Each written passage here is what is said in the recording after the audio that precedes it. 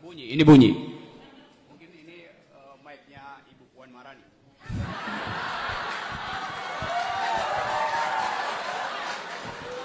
Oke, terima kasih teman-teman. Saya boleh pakai ini ya, mimbar ini supaya saya punya potensi jadi wali kota atau jadi rektor. Gitu. Saya senang ada di sini karena saudara moderator mengantarkan kita pada suasana akademiks. Dia menyebut berbagai istilah akademis.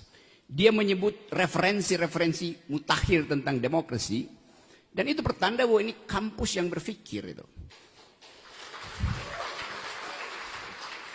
Seringkali saya diundang oleh mahasiswa, dalam sebulan ini mungkin udah 20 kali diundang mahasiswa. Separohnya dilarang oleh rektor.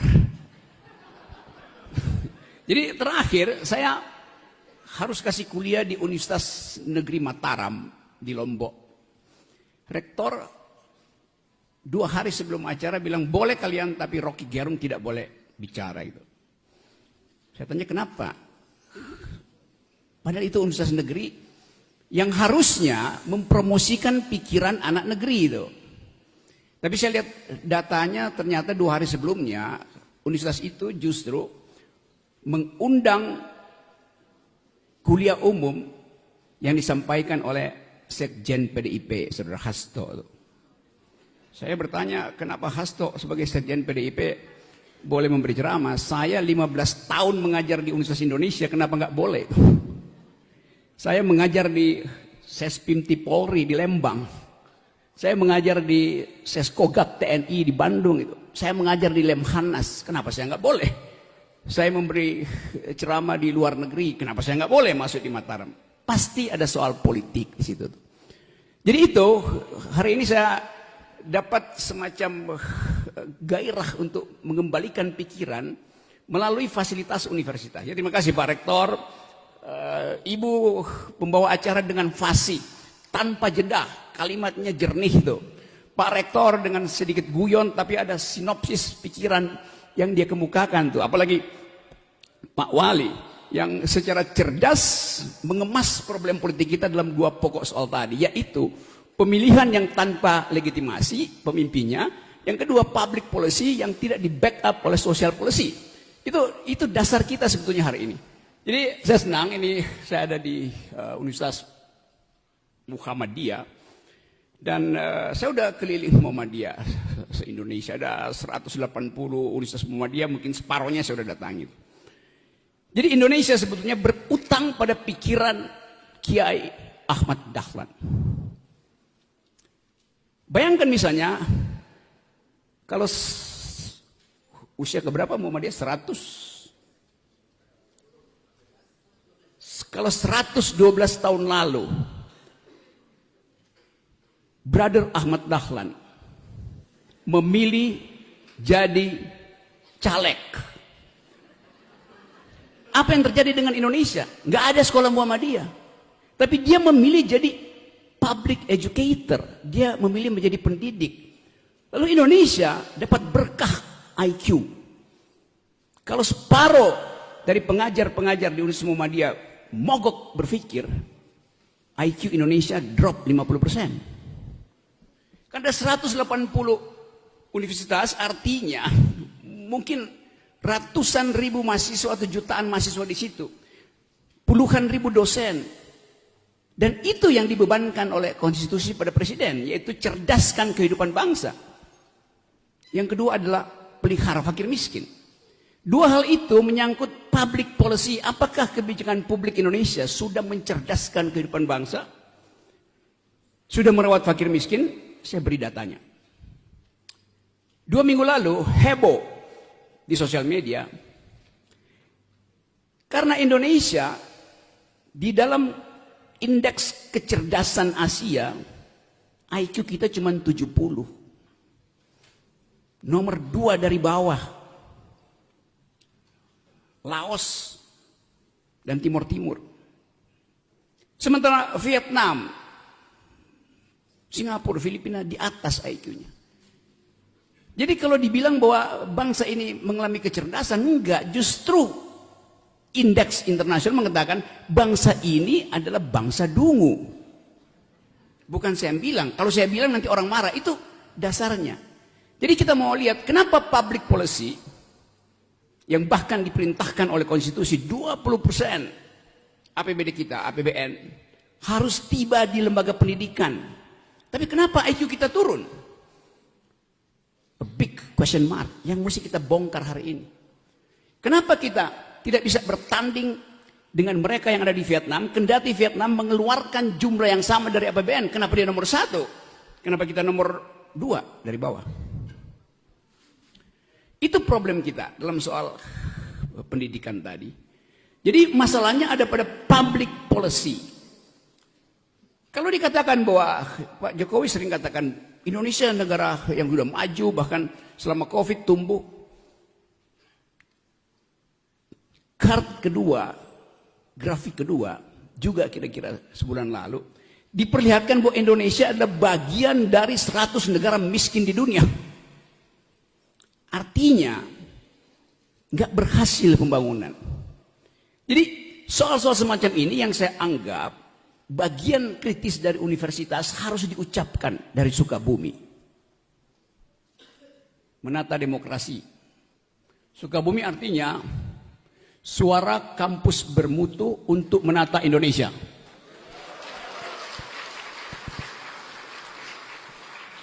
Dan mutu itu yang hilang dari percakapan publik. Karena percakapan publik dikendalikan oleh slogan-slogan di baliho. Saya nyupir sendiri dari Jakarta kemarin, balihonya macam-macam, segala macam toko ada di sepanjang Sukabumi. Partai begitu, baliho besar-besar, wajahnya besar.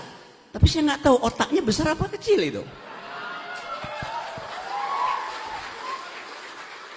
Karena pemimpin diuji pikirannya, bukan diuji wajahnya, bukan dikenali wajahnya, diuji pikirannya. Kita nggak mungkin mengetahui isi pikiran pemimpin kalau dia nggak datang di sini bertengkar dengan wali kota, bertengkar dengan rektor di forum akademik. Itu poinnya begitu. Tadi suku raga menampilkan satu sinisme satire yang sangat tajam. Kalau saya bongkar semiotiknya, kira-kira dia mau bilang begini. Mulut dikendalikan oleh akal. Akal dikendalikan oleh hati. Mulut dan otak itu dua organ fisiologis. Saya bisa bedah otak saya bisa rapikan mulut saya. Tetapi ada orang Prancis bilang, ada otak di dada yang tidak dimengerti oleh otak di kepala. Itu namanya batin. Kolbu dalam bahasa Islam. Kolbu itu tak terbaca, tak terlihat. Tapi dia mengendalikan kebersihan politik. Jadi kalau mulut kita gagal diperintah oleh akal, itu artinya akal gagal belajar dari kolbu. Dasar itu yang ada di Universitas Muhammadiyah. Ada keseimbangan antara rasional discourse dan sebut aja emotional atau potential emotional discourse. Karena tadi potensial, dia sesuatu yang laten, dia hanya manifest kalau dikerjakan dengan reason. Bagian ini yang saya tidak lihat ada di dalam politik Indonesia. Tadi pagi saya baca dua berita. Berita pertama adalah jatuhnya harga saham Gojek Tokopedia. Sesuatu yang dibangga-banggakan setahun lalu, bahkan oleh Pak Jokowi, bahwa generasi muda Indonesia akan kompetisi di wilayah startup. Jadi diandalkan bahwa perusahaan-perusahaan startup ini yang berbasis teknologi akan masuk ke Indonesia dan akan dikerubuti oleh pikiran milenial. Tapi dalam kasus Goto kita tahu bahwa itu semacam perselingkuhan politik antara Tokopedia dan Telkomsel yang di skandal. 2 hari lalu saya baca sahamnya naik. Nah, itu dipromosikan buat investor asing. Ini buat mereka yang belajar business policies harus perhatikan itu. Investor asing memborong saham Goto. Oh, oke. 2 hari kemudian sahamnya jatuh. Apa artinya itu dari ilmu administrasi bisnis? Artinya saham itu bisa digoreng di tingkat berita. Sekarang kita tanya, siapa yang menguasai peralatan pemberitaan di Indonesia? Ya mereka juga. Jadi kalau kita bicara tadi tentang apa sebetulnya ilmu yang disebut sebagai business policy, yaitu menghubungkan antara market rationality dan spekulasi-spekulasi para short termist. Short termist itu pemain kapital yang hanya ingin dapat gain, ambil untung lalu kabur tuh. Itu yang terjadi pada saham-saham Goto tadi tuh. Jadi soalnya saham itu saham blue chip, padahal itu saham sampah. Digoreng-goreng supaya orang beli lalu kabur. Itu yang terjadi di dunia sekarang, bahwa banyak investor yang akhirnya melihat Indonesia tidak ada potensi untuk tumbuh lalu dia kabur. Itu. Jadi kita belajar business policies juga dengan memperhatikan public policies. Sekarang kita lihat bagian kedua, public policies. Kasusnya adalah pidato Presiden Jokowi kemarin yang mengumpulkan investor untuk menjual IKN tuh. Itu public policy itu. Tapi saya selalu kasih negative point of view di situ. Bahwa investor asing dulu menganggap Indonesia lukratif sebagai lahan investasi. Karena IKN itu awal-awalnya Presiden Jokowi bilang kita akan punya IKN, yaitu tempat generasi milenial membanggakan Indonesia. Di mana akan dibuat? Di Kalimantan. Saya pertama kali kritik Presiden Jokowi bahwa Kalimantan itu adalah paru-paru dunia. Kita banggakan 100 tahun ke depan. Sekarang digali untuk tanam beton. Tapi Presiden bilang, nggak usah khawatir kalian, tukang kritik. IKN tidak akan memakai dana negara. Dan negara artinya APBN. APBN artinya pajak saya. Oke, silahkan. Walaupun saya sudah kasih kritik bahwa public policy untuk IKN tidak didasarkan pada environmental policies, ethics. Karena Pak Presiden sudah putuskan untuk pindahkan ibu kota, baru dia minta kampus untuk membuat AMDAL. Nah itu dungu cara berpikirnya tuh. Mestinya AMDAL dibuat dulu baru putuskan secara politik. Yes. Kalau kita belajar di seluruh dunia, ilmu lingkungan itu artinya pastikan AMDAL bersih, baru kasih keputusan. Public policy harus berbasis pada cultural imperative. Cultural imperative mengatakan bahwa nggak bisa pembangunan itu dibuat gali-gali fondasi itu sambil mengusir hak cacing untuk bersarang di bumi Kalimantan, sambil menghalangi burung untuk kembali bercumbu di pohon-pohon di Kalimantan. Itu dasarnya. Dan dunia hari ini bicara tentang environmental ethics, bukan bicara tentang infrastruktur. Coba saya lihat implikasinya tuh. Pada waktu IKN dipromosikan, ada 2 nama dunia yang ditaruh di situ sebagai oversight committee. Sebagai ya semacam konsultan. Satu adalah Raja Arab Saudi. Yang kedua adalah mantan Perdana Menteri Inggris Tony Blair. Pada waktu itu orang merasa bahwa oke, IKN akan jadi simbol investasi yang beradab karena ada uang besar dari Arab Saudi. IKN akan jadi investasi yang bermutu karena akan di-watch oleh Tony Blair yang pro lingkungan. Sekarang 2 tokoh itu hilang. Tidak lagi ada di dalam desain itu. Tony Blair tidak jadi atau menolak menjadi konsultan. Raja Arab Saudi mengatakan bahwa SoftBank itu nggak mau biaya itu. Itu yang menyebabkan Presiden kemudian jadi sales promotion boy, bukan SPG, SPB. saya kasihan lihat presiden. Udah kita datanglah semua ini demi Indonesia. Nabunglah, investlah di situ. Anda boleh pilih yang 160 tahun silahkan. Dapat konsesi 160 tahun. Yang mau pilih investasi di bidang pendidikan ada. Yang mau pilih investasi di bidang turisme ada. Semuanya dipamerkan. Di belakang layar itu, presiden kasih grafiknya. Inilah ibu kota kita. Memang cantik betul ibu kota itu. Tapi cantiknya cuma ada di laptop presiden. Kita nggak bisa bayangkan apa bentuk ibu kota itu misalnya 10 tahun ke depan itu. Kalau itu dikatakan sebagai temuan teknologi, teknologi itu berubah setiap 8 jam. Handphone yang Anda pegang sekarang, 8 jam lagi jadi obsolete, jadi usang gitu.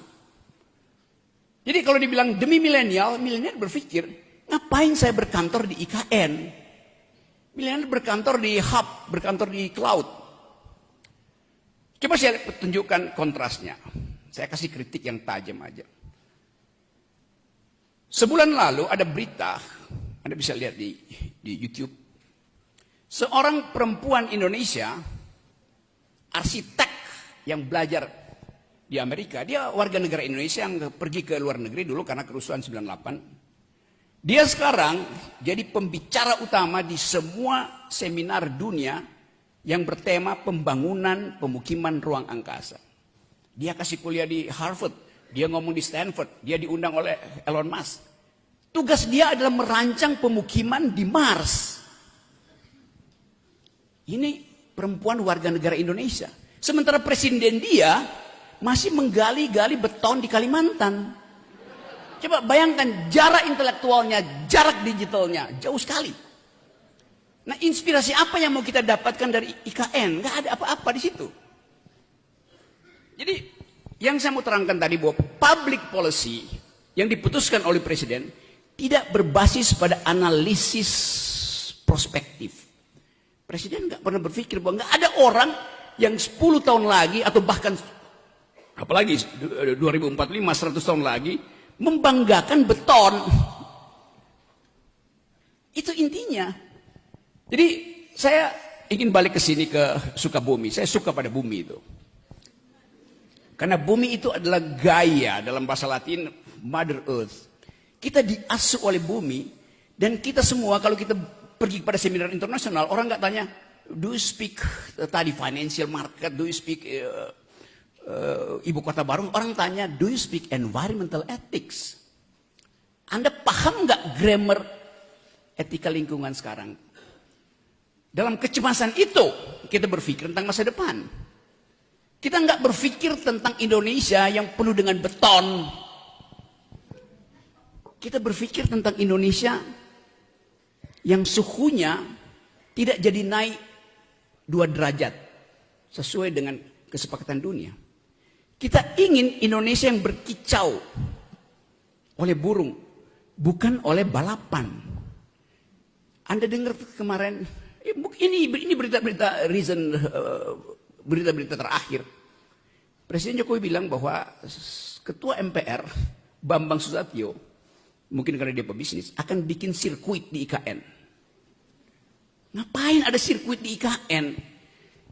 Itu akan membuat bising kota itu, dan burung-burung nggak bisa lagi bercengkrama, burung itu nggak bisa pacaran karena bising suara motor. Padahal hak burung untuk bereproduksi dan berkreasi di pohon-pohon ibu kota itu. Jadi nggak ada public policy dirancang dengan determinasi environment. Begitu ibu kota didirikan, itu setiap hari mungkin 100 private jet akan mendarat di Kalimantan. Untuk apa?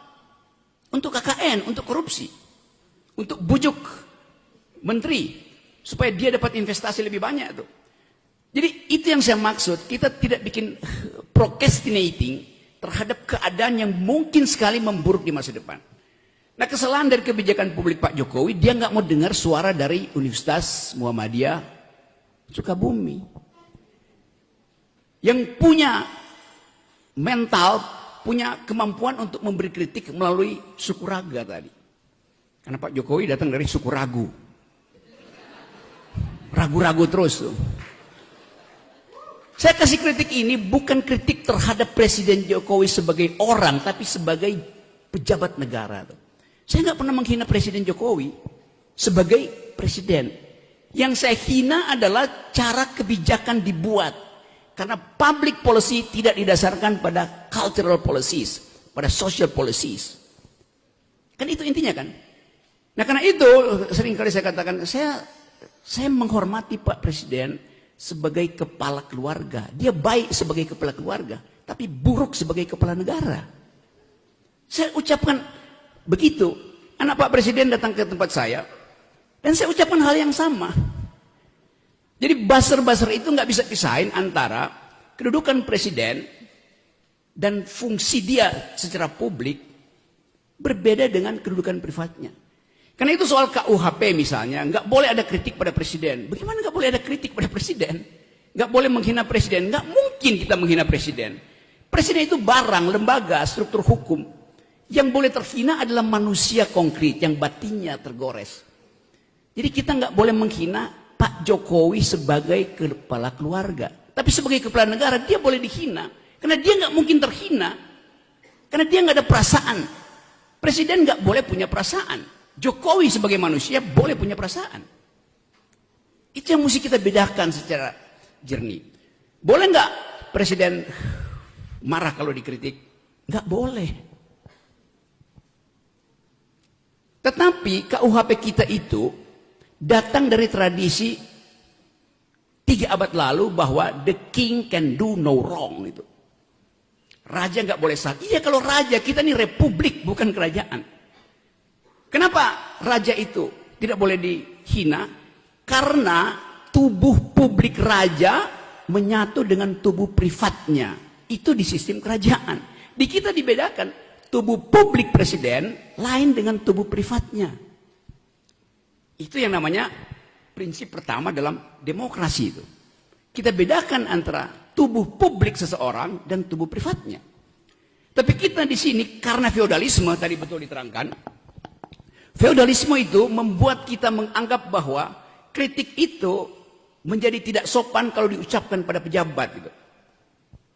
Kalau begitu, ucapkan kritik dengan cara sopan santun. Cara paling sopan untuk memberi kritik adalah tidak memberi kritik.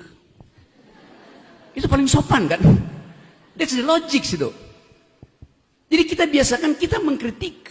Saya mengkritik Pak Kapolsek sebagai pejabat keamanan pemberi ketertiban di wilayah itu. Saya tidak kritik beliau sebagai persona tuh. Demikian juga Pak Dandim segala macam. Saya mengkritik kebijakan. Kalau tadi dikatakan bahwa ASN nggak boleh berpolitik, itu agak aneh. Karena ASN itu statusnya cuma 8 jam.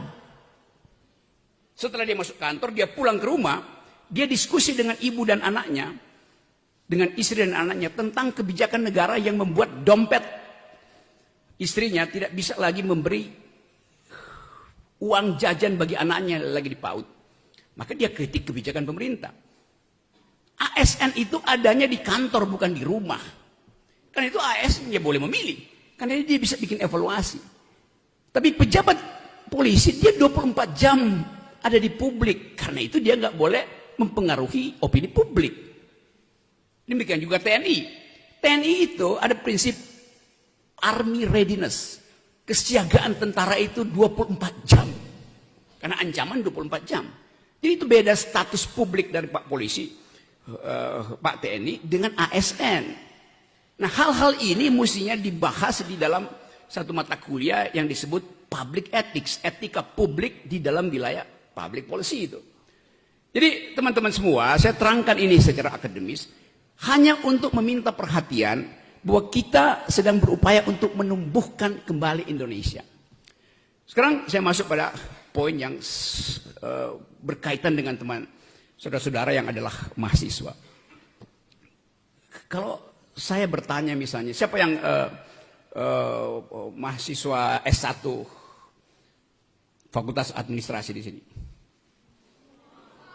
Banyak tuh. Kamu, siapa nama kamu? Ya. Berdiri boleh, berlutut boleh.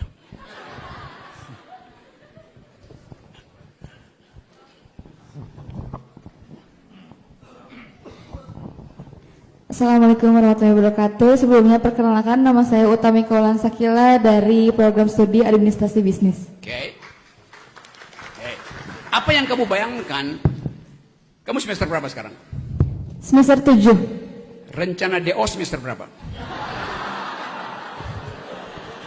Rencana DO sih nggak ada ya. Kalau misalnya lulus sih ada tahun depan, insya Allah, amin. Oke, jadi teman kita ini dia nggak punya rencana DO.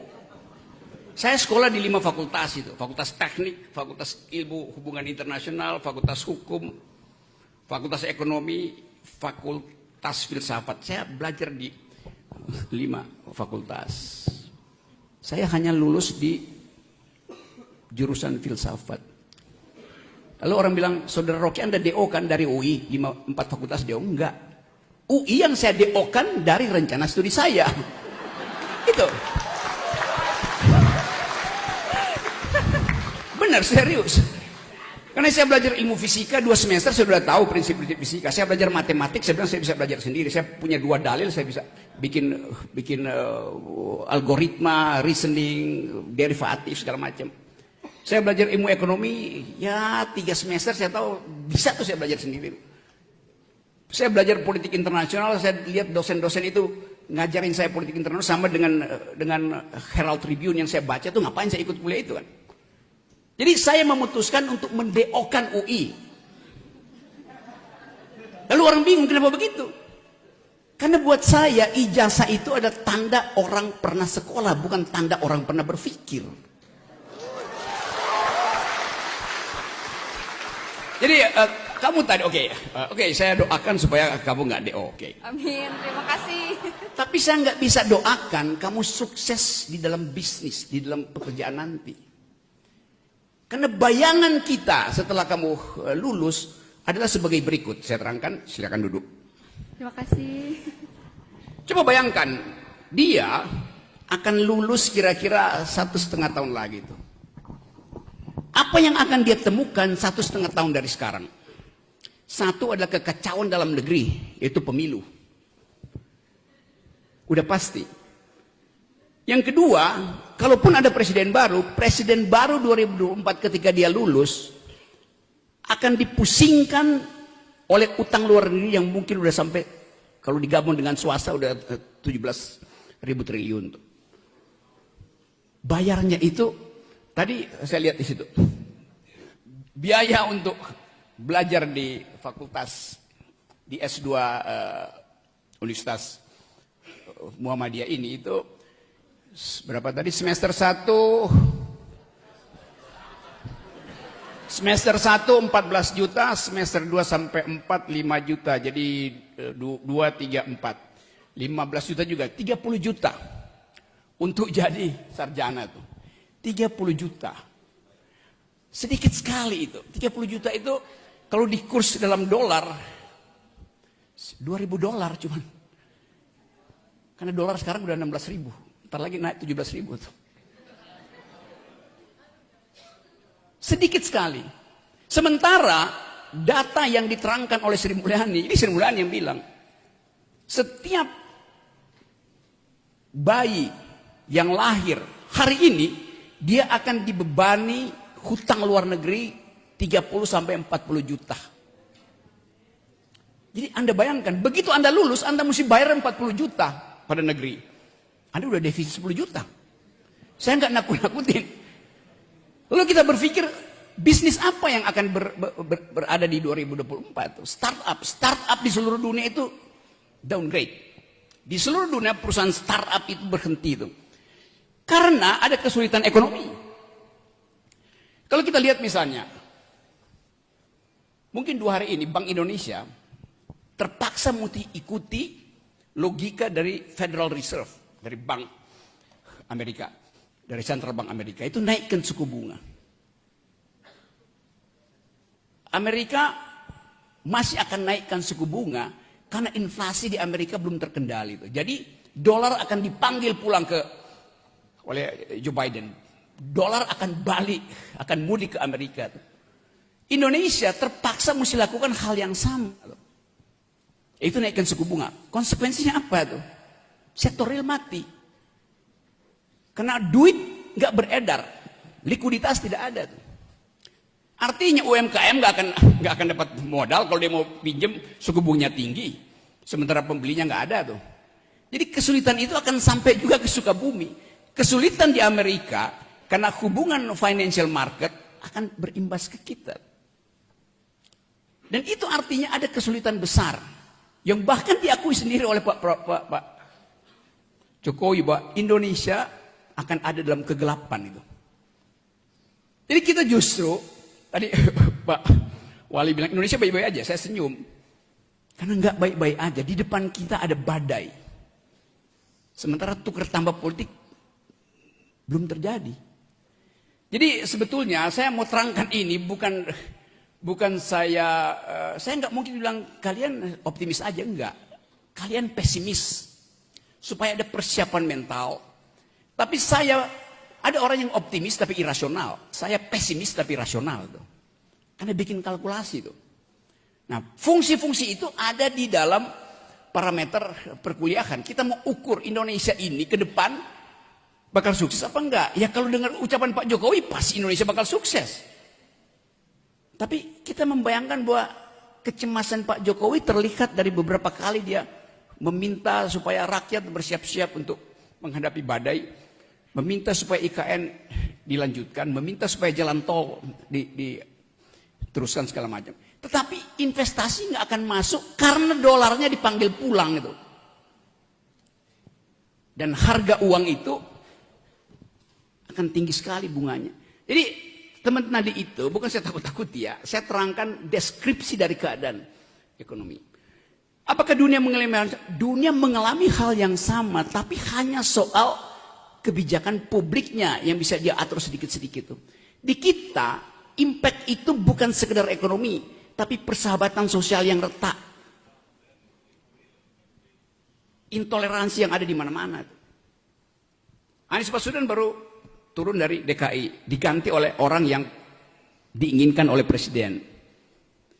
Publik Jakarta bertanya, apa yang akan dilakukan oleh gubernur dalam keadaan dia tidak punya legitimasi? Kan sebentar lagi Pak Polisi dan Pak Dandim akan dapat demo besar-besaran dari masyarakat buruh, intelektual, yang menganggap bahwa penunjukan pemimpin di daerah yang ada 370 pemimpin daerah itu tidak demokratis karena ditunjuk oleh presiden melalui Menteri Dalam Negeri. Boleh nggak ditunjuk? Boleh. Kalau darurat, boleh nggak darurat sampai 2,5 tahun? Nggak ada darurat 2,5 tahun. Jadi setengah dari tahun pemilu, pemimpin-pemimpin kita itu ditunjuk oleh presiden, tidak dipilih oleh rakyat. Itu yang kita sebut sebagai tidak demokratis. Jadi bagaimana kita minta pertanggungjawaban dari pemimpin yang tidak kita pilih? Itu soalnya tuh. Nah, kemasukakalan ini yang ingin saya terangkan sebagai metode berpikir di kampus. Kalau saya balik pada IKN misalnya, Pak Jokowi masih akan memaksakan itu. Karena cuma itu legasi beliau yang bisa beliau pamerkan. Setelah dia lengser, saya bangun IKN. Tapi saya mesti terangkan dari awal, itu bakal berantakan karena nggak ada yang masuk akal di dalam uraian itu. Tentu kita bangga ada IKN, tapi batas dari ambisi adalah APBN. Batas dari ambisi politik adalah APBN itu. Jadi public policy dibuat dengan ambisius, itu yang membuat berantakan Indonesia. Ambisi untuk bikin jalan tol. Ya, jalan tol diperpanjang, tapi jalan pikiran jadi pendek. Kenapa jadi pendek? Karena per hari ini, kalau kita belajar public policy, kita ingin public policy itu menghasilkan otak yang bermutu. Faktanya hari ini, stunting, mereka yang kekurangan gizi, hampir 2 digit Indonesia. Jadi anak-anak kita, yang hari ini kekurangan gizi, 10 tahun lagi otaknya akan menciut 25% karena nggak ada nutrisi. Jadi bagaimana mungkin bonus demografi itu kita peroleh kalau peralatan untuk bersaing di tingkat dunia itu, yaitu otak, dimiskinkan karena presiden lebih memilih membuat jalan tol daripada menyediakan nutrisi bagi otak anak-anak. Itu trade off-nya begitu. Lain kalau APBN kita seperti daun kita cabut-cabut, oke, jalan tol bisa dibikin, sekolah diperbaiki, mutu diperbaiki, setiap pagi anak-anak kita kasih susu, protein, segala macam, daging, nggak ada soal. Tapi APBN kita terbatas. Waktu Presiden memilih kebijakan publik pro infrastruktur, trade-off-nya adalah kesejahteraan harus dikurangi. Itu konsep dasar. Karena APBN itu sangat terbatas. Jadi Presiden masih ingin melanjutkan infrastruktur IKN terutama itu. Tapi buat saya misalnya ya oke, silakan bikin IKN. Tapi jangan pakai pajak saya. Dulu Presiden bilang nggak ada APBN, sekarang akan dipakai APBN tuh. Mungkin 20-30% atau bahkan 40% pakai APBN. Artinya pajak saya akan dipakai untuk bangun ibu kota negara. Boleh nggak? Boleh. Kalau saya setuju. Saya nggak setuju ibu kota negara karena melanggar hak generasi muda untuk menikmati udara bersih, melanggar prinsip-prinsip AMDAL. Karena itu saya nggak setuju. Karena itu jangan ambil pajak saya. Lalu orang debat, pajak Pak Rocky mesti dipakai. Saya akan bayar pajak kalau pajak saya itu dinikmati oleh tetangga saya yang tidak bisa bayar pendidikan. Maka saya rela. Saya rela pajak saya dipakai oleh komunitas yang miskin pendidikan. Saya nggak rela pajak saya dipakai IKN yang nantinya akan jadi fasilitas untuk tukar tambah dengan oligarki. Itu prinsip keadilannya di situ tuh. Jadi sekali lagi teman-teman, saya berupaya untuk menyelundupkan pikiran kritis ke kampus. Supaya kampus itu tumbuh secara mandiri di dalam metodologi itu. Yang sering saya katakan bahwa hanya di kampus kita bisa bertengkar tanpa sentimen. Karena di kampus kita diajarkan untuk bertengkarlah dengan argumen tuh. Jadi sekali lagi itu intinya dan mungkin ada percakapan di antara kita yang bisa memungkinkan orang melihat bahwa di Universitas Muhammadiyah Sukabumi ada surplus akal pikiran. Terima kasih.